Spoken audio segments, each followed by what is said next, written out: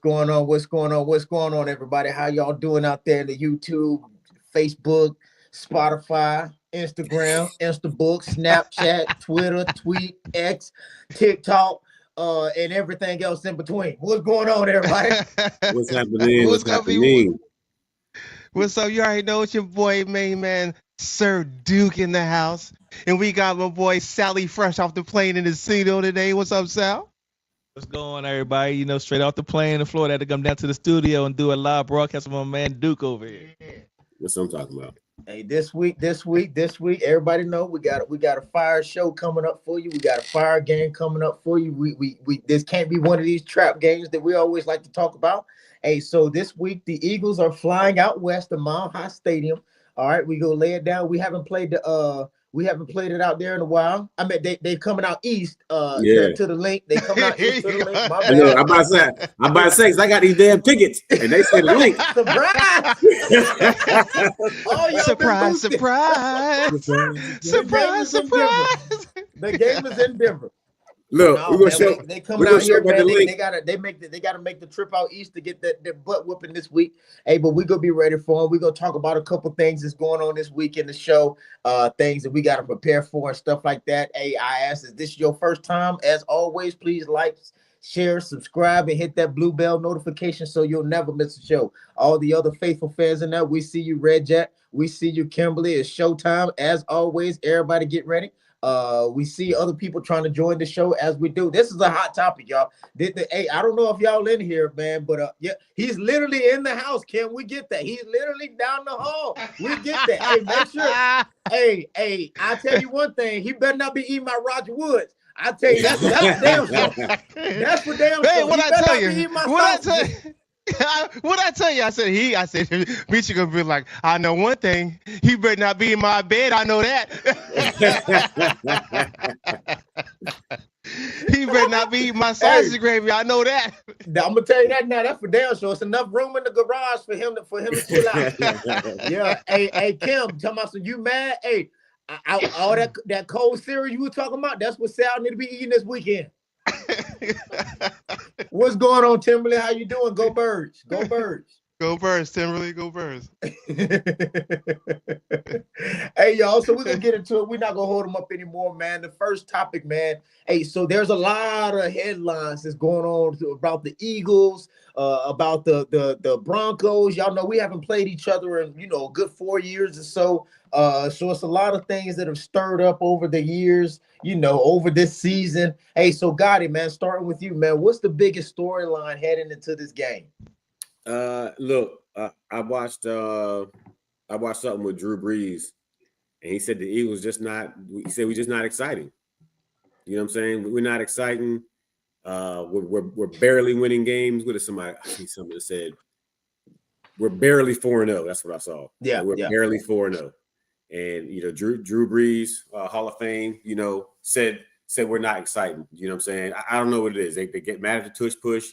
You know what I'm saying? We fake the tush push, score a touchdown, and it's still exciting enough. So they're never satisfied. But I do think that we need to start getting on our ball, and we need to start winning games like we were winning games last year on the offensive and defensive side. So I think the biggest storyline, like I was saying, we are the 2024 Kansas City Chiefs. We're barely winning games is the biggest storyline that concerns me right now. Yeah. Timberly, she and then Roger Woods something serious. Absolutely right. Then Roger Woods is something serious. They're forced to. Is that a question or is that a statement? You ain't had them yet. Was that a question or a statement? That's all I'm gonna tell you. No, about the Roger Woods. Was that a question or a statement? Or are they serious? No, I don't know what it is. I don't know, but they damn sure. That's for damn sure. Hey, you wonder if they are? That's for damn sure. They damn sure that's serious. Okay, I look like I take them serious. You can get off the show if you don't think they that serious. Hey, listen. Oh, it was a statement. Okay. I just wanted to make sure. That's a statement. Wait, hold on. We can't be kicking people on the show for they pork references. We can't even talk about that. Hey, we don't want to do that. Hey, it is what it is. Hey, Duke, man, you got the mic, man. What you think, man? The biggest storyline heading into there. Honestly, to me, I feel like the biggest storyline is going to be more or less how many is AJ going to get the ball? How many times is he going to get the ball if he gets it at all? Because going in coming out of last week and even going into last week, the big thing was AJ and the receivers not getting the ball and this, that, and the third. So right now, is AJ going to be productive this game, which he should be?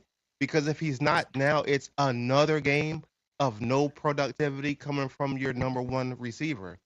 So to me, right now, it's all about AJ Brown and his attitude towards the game and his focus on the game.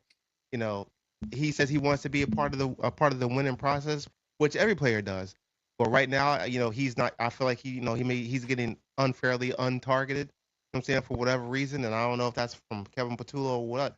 But I feel like him just not getting his numbers up in the game or past the catches is a big thing right now. And I think that's what everyone's gonna be focused on.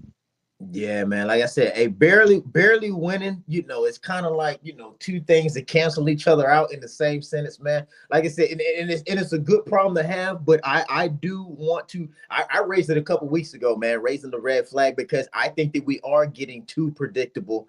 We getting back to like 2 seasons ago, not last season, 2 seasons ago.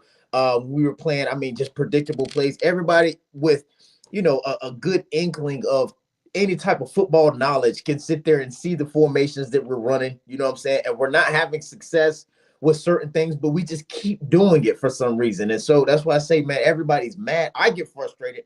Not everybody, but I get frustrated because of the amount of talent, firepower, weapons that we have on our team. You know what I'm saying? And we need to, we should be dominating a little bit more. But at the same time, I'm a realist. I know that all you need to do is score one more point than the other team, and that's a victory. Whether that be the Super Bowl or the first game of the season, or whatever in the playoffs. All you need is one more point. So they sound kind of dumb, criticizing, saying we're barely 4-0. You know what I'm saying? I got it, Drew Brees. You're a Hall of Fame first ballot Hall of Fame quarterback. But I'm gonna ask you, I'm gonna need you to sit down on this one, man. So hey, it is what it is.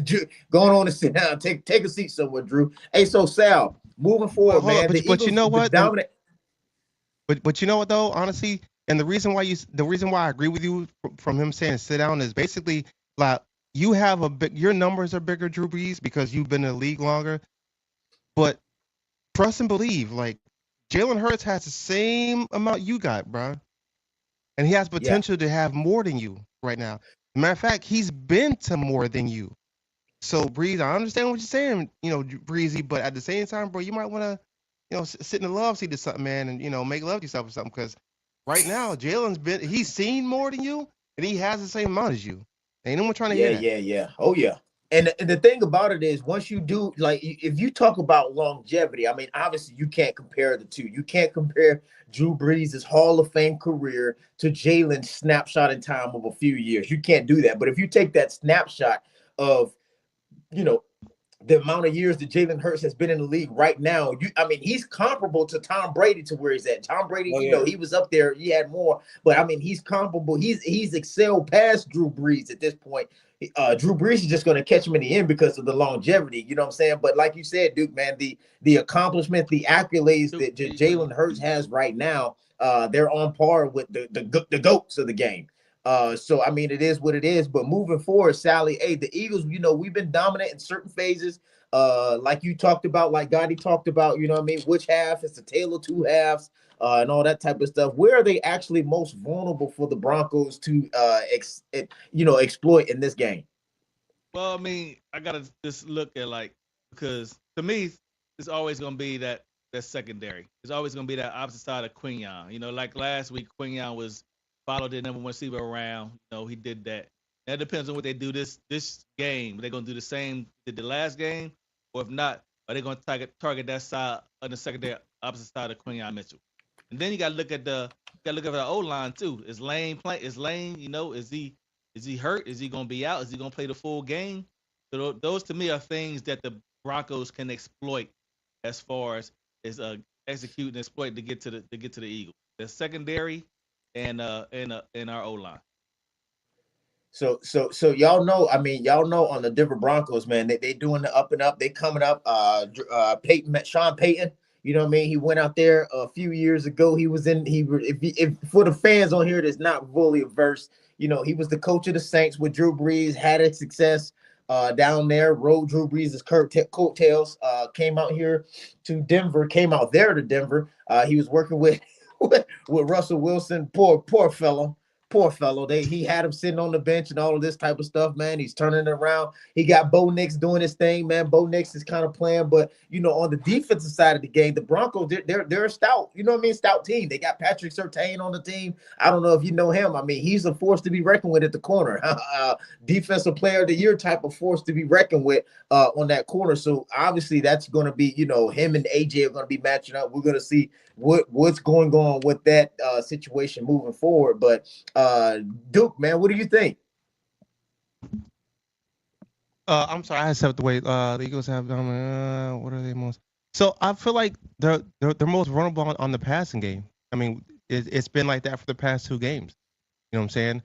We've been beat on the outside several times. And we still have that other corner opposite of Quignon. That we still have to address. We all know that Ringo's probably not that guy. So I feel like Howie just needs to get back in the lab and see what he can stir up and see what he can snatch from another team, or see who's sitting out there on the French Riviera relaxing and try to get him in the game. But as of right now, I feel like if we're gonna be beat, we're gonna be beat on the outside deep ball passing game. That's how we'll lose if we lose, which I don't think we will though. If you look at the top 10 DBs, man, Ringo is up there. He's ranked up there higher than I think he was ranked 7 or 8 in the entire league. For you look at the last game number, Kenyon Mitchell was up there at the top and all of this type of stuff. Cooper DeJean, he was on that list as well doing his thing. But Ringo, he's been putting up the numbers. So yeah, I mean, they won't really. He's been putting up the numbers. He's been putting up the numbers, but they've been putting them numbers up on him too. You know what I'm saying? He's been beat 7 or 8 times. Like, we can't have that. You know what I'm saying? So I understand what you're saying, but at the same time, like, if he's just not, if he's gonna be getting beat as much as he gets beat, then yeah, we definitely need to get someone else out in there. I don't care if it's someone maybe just as good. You know what I'm saying? Even if it's a minute sharecrop of him or whatever. But we got to get that other side fixed. That's just me. Hey, I'm only ask Gotti this question because I've got 2 different answers. I'm shooting on 3. I think I know which way Gotti will go with this. But hey, Gotti, what do you think, man? About for the same question, man. Where are they most vulnerable to Broncos to exploit? Man, so the Broncos they threw for over 300 yards last week, and they almost rushed for 200 yards last week. So the defense, the Broncos offense is definitely crushing defenses out there. So I didn't like our run defense the last couple of weeks. The tackling was great once they got to the running back, but those holes was wide open. Definitely a 180 from last year. People were scared to run to Jalen Carter's side, so now they're running to the other side, and those holes are wide open, man. So I think the defense as a whole, we got Quintana Bay out there, but we also got another side that they may try to exploit. We got our 2 starters, our starting cornerback is out, so of course they're going to pick on the backup to a corner who wasn't all that great, So throwing for over 300 yards, rushing for almost 200 yards, almost 500 yards of offense. I think we're most vulnerable as a whole on our defense. Oh yeah, man. I think adding to that, we're most vulnerable with our play calling, right? And the defensive pressures that they're going to bring to Jalen Hurts with the play calling. So hopefully, if we still running the same game, man, it's going to run down to Sean Payton, because Sean Payton, is a great offensive-minded coach. He's doing this thing with the development of Bo Nix, and that offense is out there, man. But if we're running the same thing, being too predictable, man, I do not want to get caught up with that. The tail of the statistics, though, it shows, it's favored for us. We've been handling the pressure. Patullo doing everything. Me and Fangio, I think that's the biggest thing is me and Fangio. We've been teaming up on this defense to overcome our shortcomings. What's wrong? What happened? What happened? I'm just visualizing your conversation. That's all. Yeah. I heard something in the background just now. No, you could. Okay. I know a lot of people tend to forget this, but I'm gonna just put this out there again, man. They don't understand that I put my resume out there. I was picked up on Indeed, so I am the assistant defensive coordinator. It's a remote position right now, so I'm trying to hold it down. I'm trying to do my thing. But me and Vic Fangio, we're working on the defense, man. We know our shortcomings are in the secondary, so we're trying to fix that. that. What we have through the injuries, we can't use injuries as a as a tool or a weapon of excuses and all this type of stuff. So the play calling, man, it's one of the things we're just going to have to really exploit. If we're not going to, we have to establish the run early, because that sets up everything else. You know what I'm saying? That sets up, whether the defense is going to play off, they're going to play, close, because they're looking for the run. Saquon hasn't really had that much, efficiency, effectiveness, whatever word you want to use. He hasn't been that guy right now. Gotti actually said that in the very first show that, he wasn't going to be that guy. He wasn't going to have the stats that he had last year, because he had them last year. So we just got to figure that out and keep it going. Hopefully we get through that. So Sal, what adjustments should Nick Sirianni and Sean Payton prioritize coming into this game? Well, Nick needs to prioritize the play call. Put it up. We can't see you. We can't hear you either. Can you hear me now? Yeah, I got you. I got you. So Nick needs to prioritize the play calling. Like we've been talking about every week how predictable we are. We need to mix it up. Like I said, when they did that fake tush push, they reached in the back of the playbook and pulled something out. Yeah. We need to bring all that to the forefront now. Bring it to the front, because the stuff we're doing right now, it ain't working. You know what I'm saying? We didn't score no points in the second half of last week. We scored all the points in the first half. And opposite of that, before that, we were scoring all the points in the second half and nothing in the first half. Yeah. So we just got to have a complete game. So bring all those plays out that ain't nobody expecting. We just too predictable. Now, Sean Payton, like I said, Gotti said, they rushed for almost 200. They passed for 300 last week. So their numbers, their offense is clicking. And with that being said, I think he's just going to dial it up like he did last week. And he knows our secondary on the opposite side of Quinyon Mitchell is weak. So he's going to target that this whole game, which I would do too. Either you're going to connect on the play or you're going to get a pass interference. So why not just go ahead and exploit that other side? That's what I think they're going to do as far as Sean Payton. Yeah, that sounds good. Hey, Red Jet, we seen you in here as always every week. We appreciate all of the comments and the thoughts that you putting on the side of here. But what I need you to focus on is Mac Jones and Brock Purdy. Who's gonna be y'all quarterback leading into the ass end of the season? That's what you need to prioritize. I need your comments to prioritize on that, because I'm gonna hit them 49ers coming up at the end of the show. I know you love the Green Squad and we love you too, but I'm gonna tell you right now, y'all got a problem out there in San Francisco, and Shanahan's doing everything he can to try to save his job. So he's going to run into a thing. You can't have a $50 million quarterback sitting on the bench. But when Mac Jones is coming here and he's looking like the second coming of Joe Montana, something's going on. So Red Jet, we're gonna hit that in the end just for you. Get your comments ready, right? So Gotti, man, what adjustments need to be made? Hey, if I was Sean Payton, I would say keep their foot on the gas. Like I said, we're weak in the secondary and our run defense is weak. They rushed and passed for almost 500 yards. I keep it going. Keep doing what they're doing. We're vulnerable there. For Nick Sirianni, I would prioritize making the offense more dynamic. Like I said, reach in the back of that playbook, do some things that are unexpected. So we already have the tush push fake. So that's going to kind of help the regular tush push. You know what I'm saying? So everybody, the tush push, everybody's ready to dive on that front line and stop Hurts. But now it's going to be, everybody's going to be timid. It's going to be, okay, they have to wait for that split second to see if it's actually going to be a quarterback sneak or if it's going to be a fake. And that split second is going to be too late. Whether we do it or not, we still have them thinking about what are they going to do. They're already going to be a step behind on whatever we do because they don't know what we're going to do. Those passes to Dallas Goedert, we had, I think that's probably only two plays that I noticed that were different from what we've normally been running. So we got to start different. Like we talked about how we wanted to start up against Tampa Bay. Yeah. Hey, hit him with the long ball, first play. Hit him with the long ball, second play. Send somebody deep, or whatever it is. Get them on their heels. You know what I'm saying? We got to get them guessing instead of being so predictable.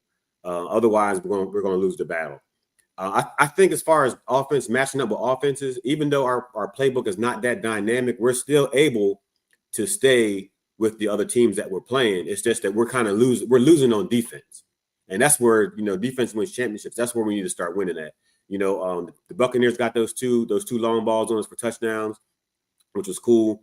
But I don't think that was more of a defensive play calling fault. I think that was more on the individual players. So our defense needs to get tightened up. Let you and Vic continue to do what y'all doing. You just got to make sure these players are out there, taking care of their assignments and being more athletic. Like those two touchdowns, Campbell fell, and then was it Makuba? Blankenship got pushed off too. It was both Blankenship got pushed off. But Makuba, he didn't even know where the ball was. Right. You know what I'm saying? So that was two. That was not on the defensive play call, and that was two individuals, and just got to be more athletic. Fundamentals. Balance. All that stuff like that. So the game wouldn't have been as close as it was if we had a little more effort out of those two players on those two plays. So if Sean Payton keeps his foot on the gas, we're gonna be in trouble.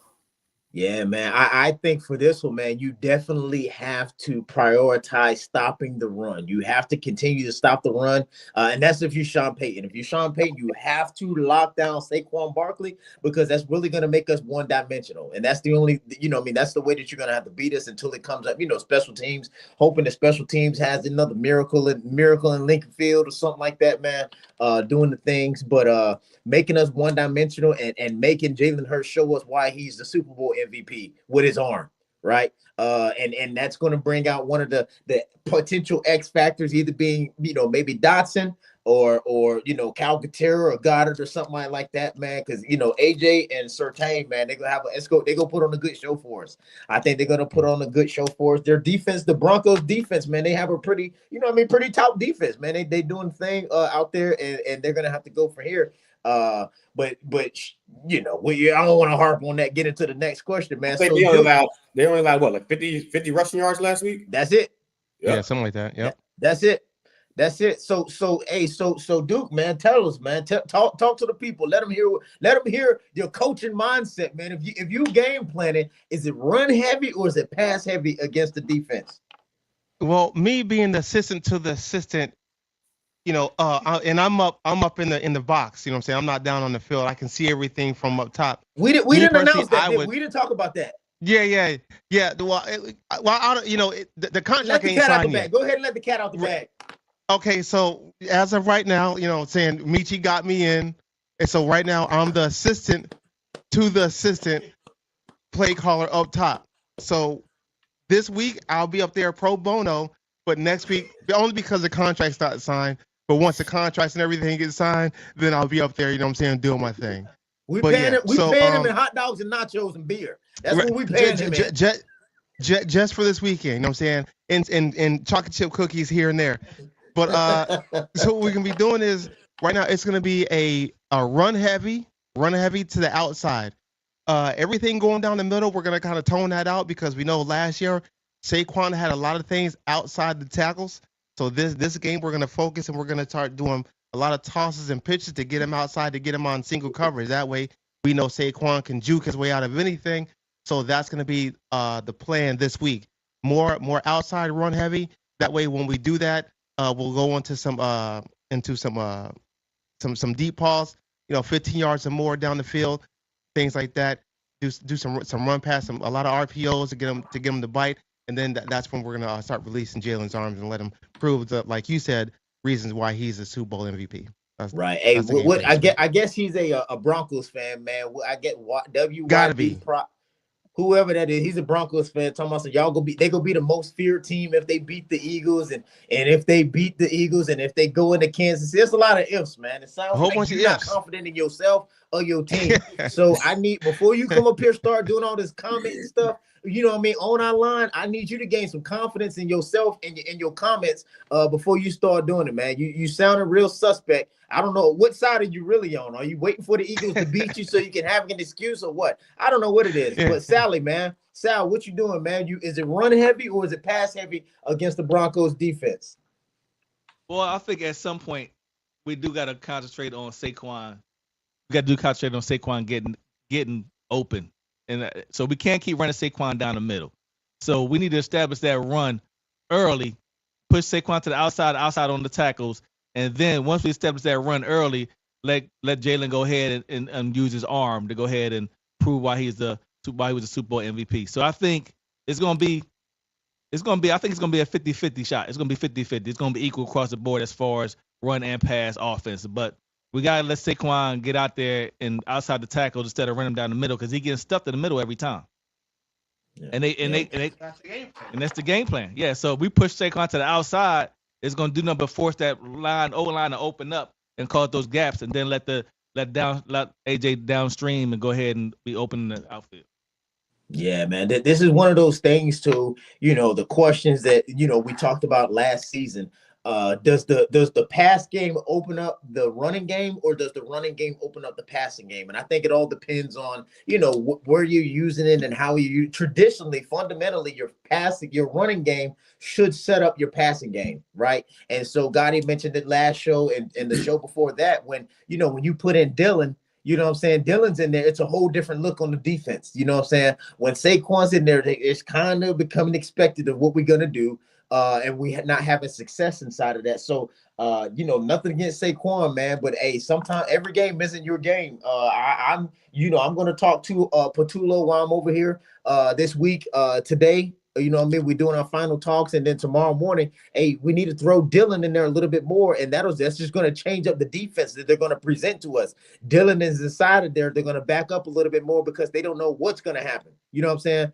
When Dylan's inside of there. And so, that gives us a little bit more coverage. Those third and shorts, that gives you a little bit more opportunity for, Calcaterra or Goddard or whoever, even Dotson in the slot, to give some quick slants or something like that to open it up, because that's going to, slowly break down their passing game to open up those long shots, those top 10 highlight plays that we're looking for. So, hey, Gotti, man, which young player has the best chance of making a statement during this matchup? Hey, I'm gonna go with Jahai Campbell. Okay. I'm gonna go with Jahai Campbell. So, of course, y'all seen, he gave up that touchdown last week, and he also got that pick in the end zone. I think it kind of woke him up a little bit on both sides, as far as, kind of like, hey, welcome to the NFL, and then, hey, welcome to the NFL, rookie. Like, kind of like both sides of the coin of up and down. So, like I said, they were heavy on the run last week against Cincinnati, almost 200 yards. Dobbins had 100 himself. The rest came from other running backs. So they are going to be running that ball, hitting the middle, hitting the outside, and everything like that. I would say Vaughn as far as defense, period. But you said young player, so yeah. I think it's going to be Jahai Campbell, man. If they keep passing and running the way that they have been, it's going to give him more opportunities to make big plays and to make a difference. Everybody in the comments, man, who you think, man? Either side of the ball, man? What you doing, the Broncos fan in there? Hey, give me a good comment this time. Who you think is going to do it from your side of the ball, man? Sally, who you think, man? Who you think we got? It's a young player. Young player. I'm gonna go with like what Gotti said. With Campbell, because like I said last week, he had that touchdown thrown on him, but then he redeemed himself with that with the interception in the end zone. So I think Jahai Campbell's he's gonna be the young player that's gonna break out on this game. Okay, Duke, who you got, man? So even though I dogged them a few minutes ago, but if you're looking at the question, if you're posing the question now, if a chance to make a statement, we already know he's gonna get targeted. Ringo's gonna get targeted if he's out there. So Ringo, this is your chance to prove to everyone that you deserve that starting position over there over whoever. Because what they throw for last week? 400 something yards? 300 something yards? Tampa Bay or Denver? Denver. Like 326, something like that. 326. Okay, all right. You all right, Ringo. You don't want 226 to be on you. Okay, so guess you don't want that. So this is your chance to make a statement, brother. That's what it is. You don't want him out here, you know what I'm saying, catching, having people score 336 yards on you alone. You don't want that. So Ringo, this is your chance to make a statement today, big boy. Buckle up. Yeah, man. Hey, I'm gonna have to take it a whole different direction. Hey, Red Jet talking about she gotta go have a good Sunday. She back. She must have had to go boo-boo real quick. Her stomach must be tore up.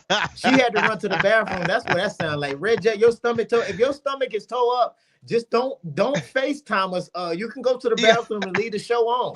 You can leave the show on while you're in the bathroom. Don't worry about it. We got you. We know when your stomach is hurt. Hey, but I'm gonna have to take it a whole different direction, y'all. I'm gonna Eating take it that bad ham. eating that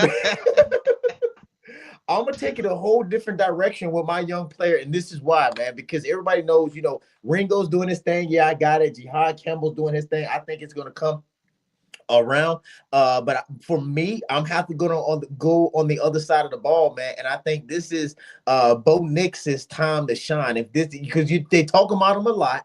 You know what I'm saying? And so you're going to be going to go against the premier tier of the league, premier team of the league, the reigning Super Bowl champion. I mean, right now he's at 65.7% completion, 7 touchdowns, 4 interceptions. You know what I mean? 87.9 rating.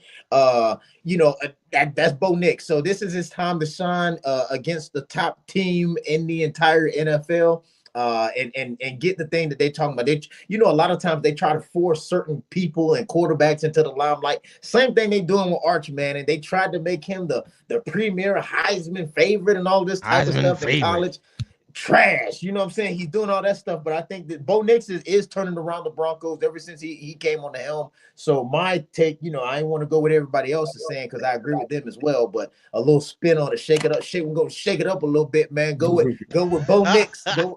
I'm gonna have to go with Bo Nix, man. It's his time to shine on the field, man. So which secondary has a tougher assignment this week?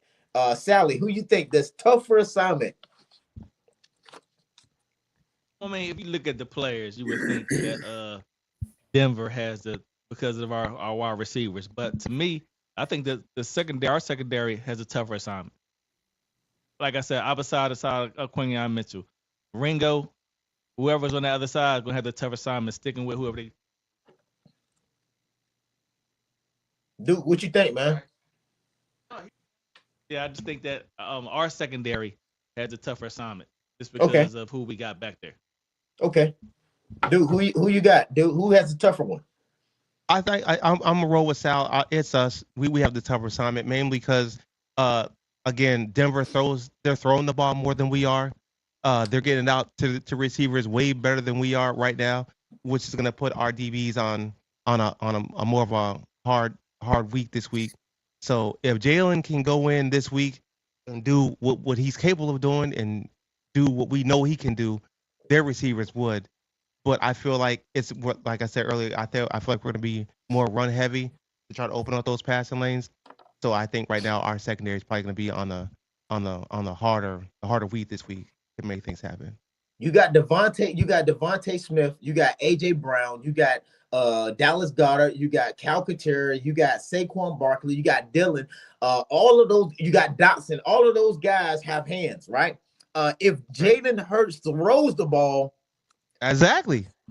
Exactly. If he throws the ball, they have the tougher assignment. If he throws the ball, but if he's making these boneheaded decisions and managing the game like everybody says he's doing, that it is what it is, man. You call it whatever you got. What you got, Gotti? Hey, look, so I think as far as statistics, Denver matches up with Tampa Bay very well. They got a quarterback who can throw, and Bo Nix will get out there and run. So we handle that. I think that the Denver secondary is going to have a tougher assignment. I think that, like we talked about before, you want to talk about Hurts, and you're gonna get his flu game. All right. So Hurts and AJ in the limelight all week. You know what I'm saying? They've been. I'm Dookie. I ain't want to tell y'all this, but I got a call from the Eagles organization too. All right, my man. I put your name in. I didn't get the position that I wanted. I applied to be the running back coach, but they hired me for hydration coordinator. I'm almost okay. I'm almost that's $150,000 a year. So hey, I'm almost 50. They didn't want to call me a water boy, so they called me the hydration coordinator. So they told me that they hired me because they said we're gonna need a lot more hydration on the field because we're gonna do it's gonna be a lot more people running at the same time. Which means to me is we're gonna be doing a lot of passing where these receivers are gonna be going deep. So I think that the Denver secondary is going to have a tough time because AJ, Smitty, Calcaterra, Dotson, Barkley, AJ, them boys is going to rack up some receiving yards, which means them boys are going to be running, which means my job is secure as the hydration coordinator. My man. I'm trying to Denver, tell you. I like that. Denver secondary is going to be in for it tomorrow. I'm trying to tell you. The Broncos, they also have, I mean, there's something to think about as well. The Broncos also have 15 sacks on the season. So that means Jalen Hurts, cannot be holding on to the ball without a plan of action. Those design QB runs have to be more effective than we doing that. So everything needs to set up everything else, man. So transitioning to the next one, man. Hey, which player is under the most pressure to perform? Sally, what you got? I think it's Jalen. Okay. I think Jalen had the most pressure to perform because like his passing, it really hasn't been there. You know what I'm saying? So, and I think Broncos are going to force him to throw the ball. So I think this week it's all on Jalen. Jalen Hurts' performances. He got the most pressure. Yeah. I put clash in the Rockies because of the after effect it's going to have. They're going to clash. We're not playing in the Rockies. We're not playing there. It's the after effect that's going to happen after we beat them, and then they're going to have to scramble and do all of this other stuff inside of their field. It's going to have playoff implications with them in Kansas City because Gotti mentioned that his big thing is Kansas City wasn't going to make the playoffs. He said that he's holding 10 toes down on it. So that's why I say clash in the Rockies. This is the after effect. Hey, so what do you think? Which player's under the most pressure to perform, dude? Right now, I feel like I'm going to go on the opposite side of the ball. I'm going to say Bo Nix, and I'm going to say the reason why he's under the most pressure is because given the games that he's played so far this season, he's put up decent numbers, but he hasn't really went up against a super top-tier team like us. And I feel like it's going to be one of those, can he do it against well-versed teams? Yeah. Jalen, on the other hand, I feel like, he's winning, but guess what? He's, like you say, managing the game. But can you go out there, Bo Nix, and can you put on a show against the Super Bowl winning team? Can you go out there and put up numbers against one of the top defenses in the league? Can you do that? Who is to say? So I feel like this week is going to be one of the weeks that he's going to get tested. Now, if he passes the test, he passes the test. But if he fails, it's going to be like, now it's questions. Can they really compete like that against other teams? Can he really do it? So that's why I say Bo Nix. So that like I always say, man, that you play everybody that's on your schedule. But to add to what Duke said, man, the Broncos have beat. They beat the Bengals. They beat the Tennessee Titans. Titans ain't won a single game. The Bengals are doing it, whatever they're doing. Again, they got a lot of injuries on their side, quarterback out, and all of this type of stuff. That's the teams that they beat up on. The teams that they lost to were the Colts, who's playing like a whole different team with that quarterback over there, and then the Chargers, who doing their thing out there in the West. So those are the two teams that they lost against. So yes, that's why I put it on him. And the other question that this is Bo Nix, this is young players' time to shine. That is why, you know what I'm saying? Because you can say, they beat up on these teams, and so now you're playing a premier team of the entire NFL, and then you go from there, man. So are we closer to dominance or closer to vulnerability right now, Gotti, at this time? Where are we playing at? Well, as of right now, we're closer to vulnerability. We haven't been doing anything dominant. We haven't played a complete game of football since the Super Bowl, right? It's either the first half or the second half. So right now, I think we're closer to vulnerability. Do I think we're heading toward dominance? Do I think that the Eagles are seeing what mistakes they've been making, and because like the 2 games ago, our second half was great. Then we go into the first half of the next game. It's like we retained everything that we messed up on, retained everything I practiced, went into the first half, kicked some butt, but then the second half fell off. So we just got to be able to glue those 2 halves together, you know what I'm saying, and perform. Yeah. So I think we're closer. We're definitely at this point, we're closer to vulnerability, but I think we're moving towards dominance. And tomorrow's week 5.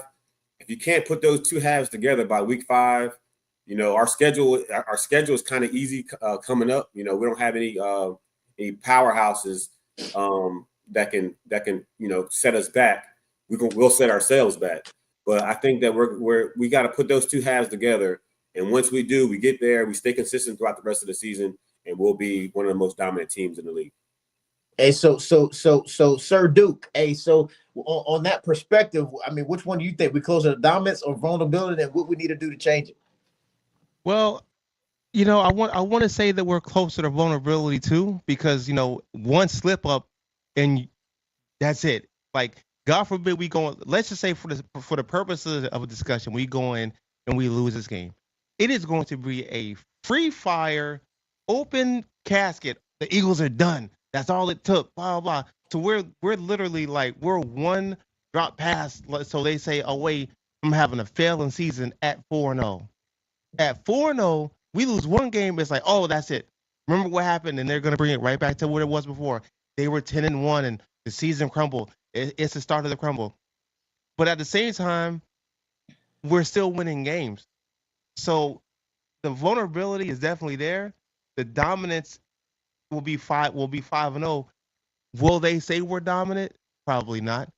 They probably won't say we're dominant. But let's just say New England goes in and beats the Bills, and we're still the only undefeated team. To me, that's dominance. But again, closer to vulnerability or dominance, I would say we're definitely closer to vulnerability, only because they're waiting for us to lose a game. We can be 12-1, and at that point, that's it. They're not going to go to the playoffs. At 12-1, they'll say that. So that's the way I look at it. Everyone's going to say we're closer to vulnerability. Week 1, we put up 24 points. 24-20, we beat the Cowboys. Week 2, we beat them 20-17 against the Chiefs, man. 33-26 against the Rams.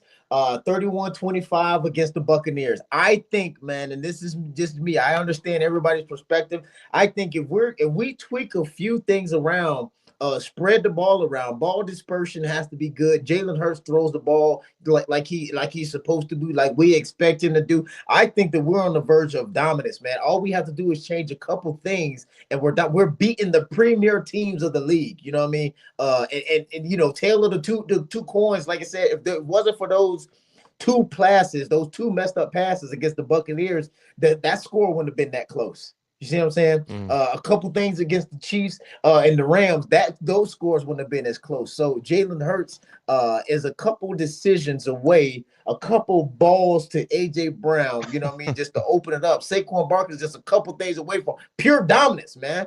Pure dominance. Everybody's close to vulnerability. I mean, shit, the Chiefs are close to vulnerable. Gotti got them not even making the playoffs. So, I mean, they close to being vulnerable. But, just right there, man, I think we're right there. We just got to tweak a couple more things. And that's not me being blind. Now, I would ask this. So, the first game, we scored how many points? 23, 20. Yeah, 24-20. All right. So, second game, we scored what? 2017. Third game? 33-26. I said this already. Right. No, I'm saying this because every game we're scoring more points. But that's how you get to 4-0. Right, but I'm saying we're scoring more, not more than another team. John Madden said if you have more points than the other team when the clock runs out, you win. Yeah. But what I'm saying is, though, like every game we're scoring more points. So if we can maintain that 30-point average, we'll go back to the 2017, 2018 season. We were averaging 33 points a game that season. But we can maintain that. Well, that's if we can maintain that on offense, right? Yeah. Those two of those touchdowns in 2 games was from special teams. Yeah. Right. Yeah. You know what I'm saying? So we haven't really been scoring. You take away 7 points from last week. We had 32, 30. That's 20, 25 or something like that. Yep. So you take away 6 points from the Rams. The first score of the game. You take away those 6 points from the 7 points from the Rams. Oh wait, did we have to kick? You take away 7 points from the Rams. We're back in the teens. You know what I'm saying? So right. I mean, but they are our points, but we need those points from offense. We can't count on special teams. We need special teams to make great plays, but we can't count on special teams to score touchdowns. We need the special teams to supplement the offense. That's what they need to do. Not beat the offense. Right. Right. Not beat them. Yeah.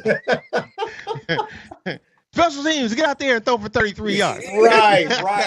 And you get one play. So this is like I always say, numbers you know what I mean, numbers don't lie. It's just the storyteller of how you're telling that story, right? Because you can say, yeah, we're scoring more points in this and this, but just like Gotti said, if you're more objective and you subtract, Jalen Hurts' lack of offense, his lackluster offense, we are not, doing like the score is showing that we're doing, man. And so same thing with the Buccaneers going on both sides, man. We're not doing it. We're counting too much, hoping for the Buccaneers, man. At the end of the game, you know what I mean? And it's not like our defense is falling apart either. You know what I'm saying? I mean, against the Chiefs, we don't let them score 17 points. You know what I'm saying? The Rams 26 points, the Buccaneers 25, and like I said, if you subtract 14 of those, that's 11 points that they put up without those two, those two bombs that were perfectly thrown into the hands of their receivers. So, hey, it is what it is. Hey, so news from around the league, man. Everybody knows that the Cowboys. I love it when it's in our division or our conference. I love when it ends in a tie. I love it because that means both of the teams not getting closer to us. So the Green Bay, Dallas, I love it. Ended how it ended. You know what I mean? They going in and playing the Jets this week. Jets are undefeated. Defeated. They're totally defeated. They're 0-4 this week. So who do you think gets that win out of that team, y'all? I picked the Jets. Yeah, where I they picked playing the Jets. They playing Netherlands. Yeah, Netherlands. Yeah. Justin Fields ain't. I gotta go with the Cowboys, man. Yeah. I hate it as much as I hate to say that shit. I'm never picking them. I'm never. I don't want them cocksuckers to score to get a first down ever in life. No, I'm never picking them. I don't care. I'm not picking them. I'm not. Period. I'm not. Hey, so another game to look at, man. Another game to look at is you got New York Giants and the New Orleans Saints. And the reason why I say this game is because you got two young quarterbacks that are playing in there. The rookie just went in there and got his first game. He won, you know what I'm saying? Russell Wilson sitting on the sidelines again. Him and Sierra wondering what Jerry Curl they go put in their hair this week. So he's sitting on the sideline. Jameis Winston, he over there giving out Bible verses and ready to talk to the media. So those two games. Sal, man, what do you think about I don't know if you watch him too much, man, but Scatterbo, what do you think about him? They 0-4, right? No. 1-3. No. What? Hey. They 0-3? They 1-3. They 1-3. Yeah. And they playing who? The Saints. The Saints. I like Scatterbo. I like him. I like he's a little scrappy little dude. But as far as this game goes, we got two teams that's at the bottom of the barrel for me. But I think, and now you got Neighbors gone for the Giants. Yep. So I think the Saints going to take this one right here, man. It's going to be the Saints for this game. Saints but I'm talking about Scatterbo. Do you watch him? What do you think about him? Gotti, I really don't watch him. Hey, I think that dude is I think he's a beast, man. That guy is athletic. Pound for pound. That guy doing semi backflips in the end zone after he scores touchdowns. But listen, it's very unfortunate that they lost Neighbors because if goddamn, what's quarterback? Dart. Jackson. I'm telling you, if he was starting against Dallas and Kansas City, they would have won them games. They would have won those games. Yeah. Russell put up a terrible performance against the Chiefs and the Cowboys, throwing interceptions with nobody in the area, no offensive people in the area throwing interceptions. When they was driving, they was winning.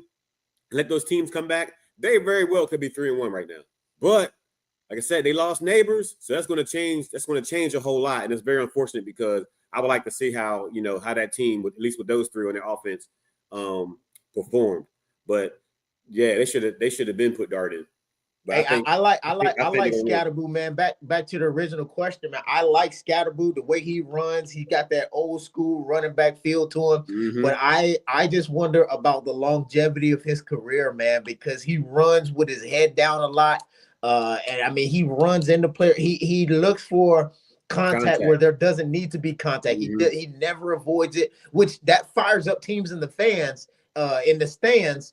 But as far as your career, I mean, you one good hit, man, away from snapping that neck or something, man. It's just he doesn't run a lot of smart runs to me. Like he's trying to do it. So whether he's playing for now, everybody wants him to play for now, but are you trying to play for 3-4 years from now, 5 years from now? Everybody knows the typical career of an NFL player is around 3 years.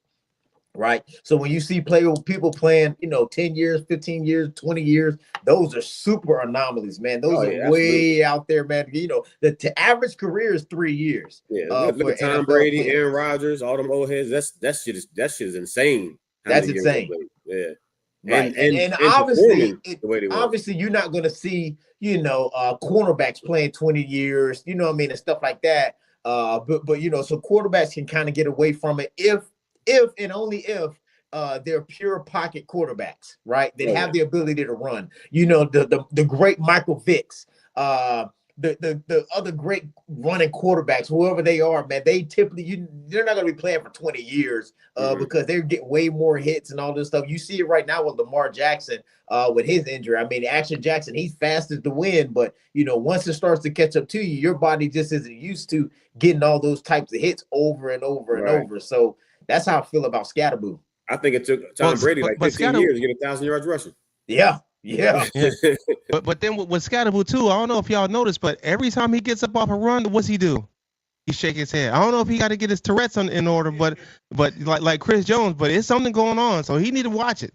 Because he like you said, he wanted to wait. Himself. I don't know if he's trying to pump himself up. He be having a conversation. Yes, no. I don't know what he do. He do an AAR after every run. Yeah. Sal, so talk to me. Duke, talk to me. Is this the weekend that Buffalo gets upset by New England? New England is coming into up north in the Buffalo. New England is 2-2. Buffalo is the only other team in the entire NFL that's undefeated, just like us, 4-0. Is this the chance? New England's been playing good, so is this the week that they get beat or not? Yes, I think this is a gotcha game for Buffalo. They're in the same region. Both of them are used to being cold if it ain't cold up there already. And then guess what? This is the year, or this is the time that they're going to take an L. And it's going to be one of those. We knew they could be beaten, and no one thought that they were going to beat them. And this is going to be the week that the Buffalo Bills are getting complacent. They're not going to go in the game unprepared, and they're going to go in there. They're going to light them up. And when I say light them up, I'm talking like maybe like one score. I'm not saying 2 scores, but they're going to definitely beat them by a score. And when I say score, I'm talking about 7 points. Definitely. All it takes is one. Jim Lacey and the Bills Mafia has entered the chat. Jim Lacey, we appreciate your support on the Regal Eagle. We see the Bills Mafia has entered the chat. No, we not playing that game, Jim.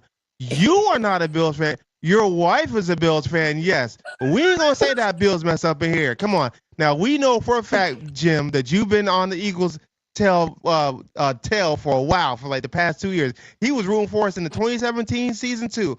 So don't come up here and say Bills. Now, if Jim wants to get on here and say go Bills, cool. But Jim, come on now. You know better. The other game to highlight, the last game to highlight is the Commanders against the Chargers this week, man. Jaden Daniels is supposed to be back in the lineup. He's doing his thing, man. So is this the week that who y'all think is going to pull that victory out? I think it's going to be. Where are you playing at? They're playing in L.A. In LA, I think it's going to be a close one, man. But I mean, being out for 2 weeks, Jaden Daniels been out for 2 weeks. He might be a little rusty. Playing against, the starting defense that's been playing pretty good. But, man, it's going to be a good one. I can't wait to watch it. But I think I'm going to go with the Chargers on this one. Sal, you always talk about Jaden Daniels been in his sophomore slump, man. What do you think? Yeah, I think it's going to continue. I'm being honest with you. Is McLaurin even playing? Is McLaurin playing? No, he's out. See, there you go. I think Jaden Daniels going to continue in this low slump. I mean, he's coming back from a 2-game absence. I think the Chargers are going to take this one in L.A. And it was an ankle too, right? Yeah. Yeah. Yep. Hey, so game predictions, man. Game predictions going around, man. What y'all think on this game, man? What y'all think the score is going to be on this Bronco game? Hey, I think we wake up. I'm gonna be there. I'm gonna put a little something extra in that hydration. You know what I'm saying? I'm saying Birds by 14. Birds by 14. Okay, what Yep. you got, Sal? I got 31-17 Birds. Okay. Of course, I got the Birds by 10. Either way, Okay. Birds by 10. I give us 10 points. 10-point lead on Punks. All right, round the comment section. Hey, what do y'all think for these games, man? We at the end of our show. Jim Lacey got by 3. 3. 3. See, I don't Jim. know. See, We don't know. don't make me write We- you out the wheel, Jim. Don't make me write you out the wheel, 3. man. The Birds. 3. Hey, Hit what the you say? road, dude. Yeah. Hit the road, 3. dude. Hit the road, Hit dude. the road, dude. Yeah, What's man. your name? What's your name? Hubert what? Jones. Hit the road, dude. Hey, everybody. Hey, this is the time. We always knew it was coming since the beginning, man. We've got to reach the end of our segment, man. We appreciate all the love in the comment section. Everybody that's coming on, like we always say, tell a friend to tell a friend, man. Like, share, subscribe, add to the comments, and even going around the room. What you got for us, Duke? Hey, man, I just want to say appreciate all the love, man. Thanks for everybody in the chat. Again, shout out to the Tension Art, man. Hey, the Tension Art. Hey, we waiting for the package. We don't know what it is yet. It's gonna be a surprise, but waiting on you. We appreciate you. But yeah, shout out to everybody in the chat, man. And again, man, like me said, tell a friend to tell a friend. We gotta get these viewing hours up. Go back and watch some other shows. We got good content out there, man. Hey, so if y'all not aware, man, they all up there, man. They gonna be at the game. Unfortunately, I gotta do some other stuff, or I would have been there too. Hey, but we gonna hopefully make some shorts that we can add to this the channel. So what you got, Sal? Hey, like everybody said, we appreciate all the support out there, all our fans out there. But let's keep those numbers up. Tell a friend and tell a friend. And like Michi said, we're gonna be live at the game tomorrow, so we might throw some shorts up. But it's gonna be a fun time. But appreciate everybody love out there. Got it. What you got for us? Hey, appreciate y'all tuning in. Like I said, we're gonna be out in the city today and definitely tomorrow at the game. Where are we going today? Damn, I done clown Doogie. I forgot his name. Brian Westbrook. Yeah, I knew he was about to do it. I knew he was about to do it too. Yeah, see, God Brian says no. Be God done. says no. Be done. Yeah, be done. Yeah, Y'all want to go see Be done this week? Brian Westbrook is holding an event out there in Philly. There's gonna be a lot of people out there. I think Freeway, Beans is supposed to be out there. Diamond Cuts, probably some other retired players are gonna be out there. So we're gonna be out there having fun. If y'all are in the Philly area, y'all see us, come check us out. Good. Hey, like I said, man, appreciate the love for everybody. Those who are watching all around the world, we ask you, hey, just throw in a comment the next time. Show us some love in your comments so we can see who you are, man. I gotta shout out my boy. Hey, Reed, he was he sent me the paper from there it is right there. Y'all can see it. He sent me some more stuff. So hey, I appreciate the love right there. I got you. Where'd he send that from? Who? Where'd he send it from? He got it from it was up there in Philly. You only got one? Now. You only got one? I'm trying to get him onto the show. Long time Eagle fan as well, man. He was he was Army with us, man. Shit, I've known him my entire military career. Over 20 years. You only got one though? But is Chief Reed. Ignoring you. You only got one of those? Oh no, I talked about the other one that you sent a long time ago. No, the one you just held up. Right, the one you just got. You only got one? Yeah, you only got one of those? Or you got 4? Yeah, he said, this is one. I don't know where he got them from. I can ask him where he got this. Well, they ain't there no more. I know. I don't know if he got more though. You know how some people, be stocking up on the other ones. Yeah, that's what I'm saying. Like you only got one of those though, right? Yeah.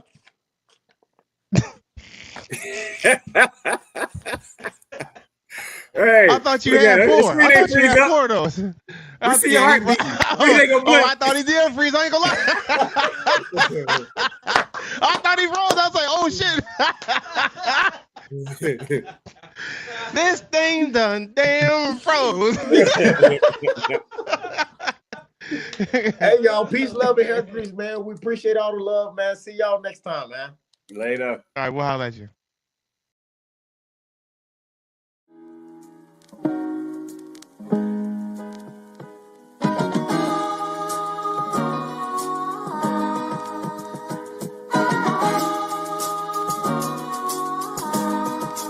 Bello on the beat.